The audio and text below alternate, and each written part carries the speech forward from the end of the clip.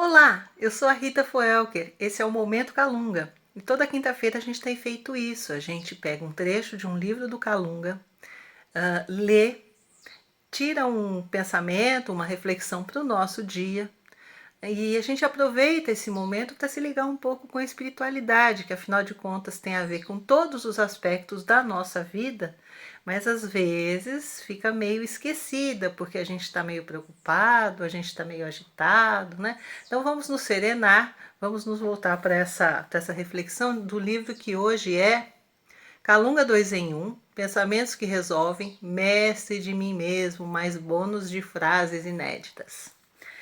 Então vamos ver o que nós temos para hoje. Uau! Ser bom. Então vamos ler um trechinho. Você precisa sentir o gostinho de fazer um bem de verdade, com toda a sua alma, sem nenhum outro motivo que não essa vontade para a qual você se entrega. Esse bem que vocês fazem para agradar, para aparecer, para mostrar o quanto é boa, não é um bem real. Ele pode beneficiar alguém, mas não faz de você uma pessoa boa. Bom, acho que até aqui já tá bom, né? Já tem bastante coisa pra gente pensar. Olha só, no primeiro caso, ele está falando daquele bem que é espontâneo do coração, que nasce do amor, que nasce da generosidade, que não tem expectativas por trás, né? A não ser realizar, né? Essa vontade da alma, né? De proporcionar algo que é bom para alguém próximo ou para alguém distante, de fazer algo de bom para o lugar onde a gente vive, fazer algo de bom para o planeta onde a gente vive, né? Que é a nossa única casa.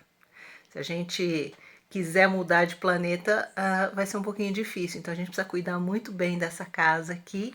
E esses gestos de bondade espontânea fazem parte disso. Bom, e aí tem o outro, né?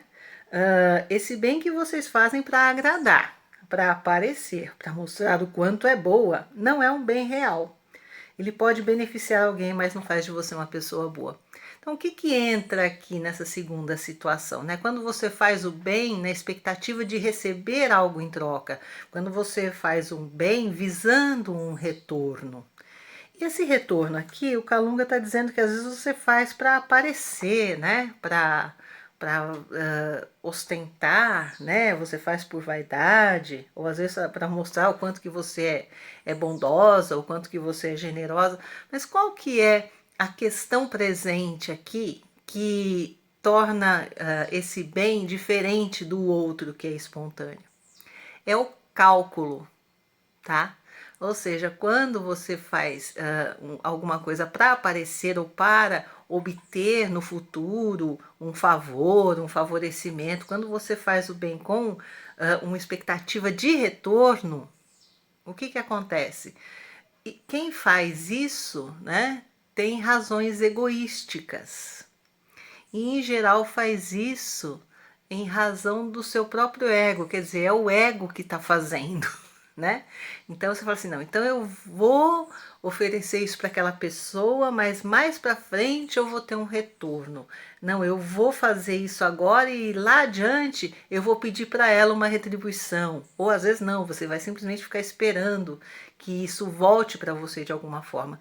E esse cálculo, então, que é do ego, né? Ele destrói a bondade verdadeira, porque não é algo da alma, não é algo do sentimento, é algo da nossa ideia limitada, né, da vida em que a gente vive à base de troca, à base de barganhas.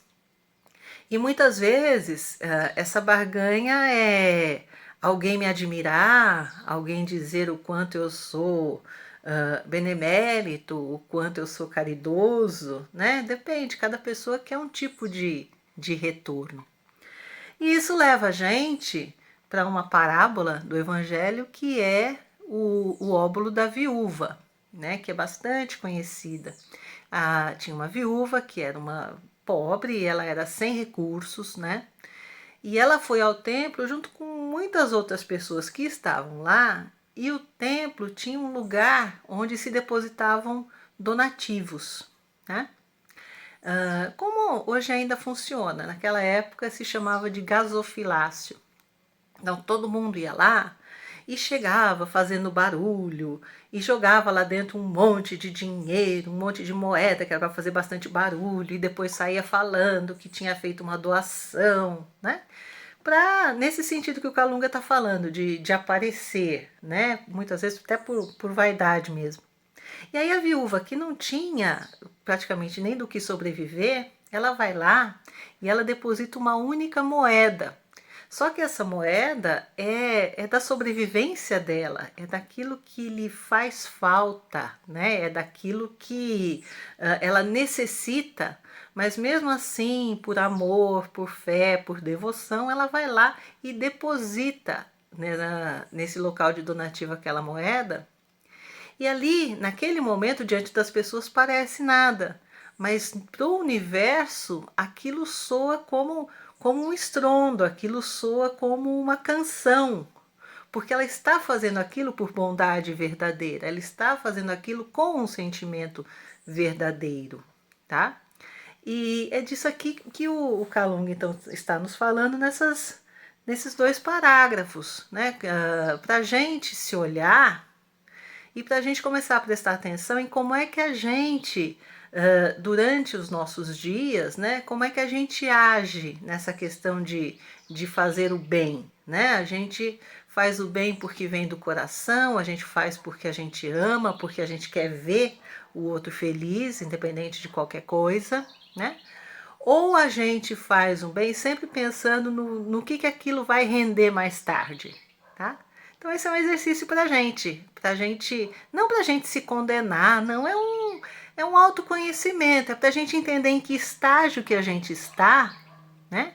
E para a gente começar a olhar como é que a gente pode ultrapassar, muitas vezes, esse estágio em que a gente vive no ego, para ter uma vida mais serena, mais generosa, mais amorosa, né? Que certamente vem de uma evolução íntima. Tá bom? Espero que você tenha gostado, espero que você continue acompanhando a gente lendo os livros do Calunga toda quinta-feira, tá bom? Beijo! Até!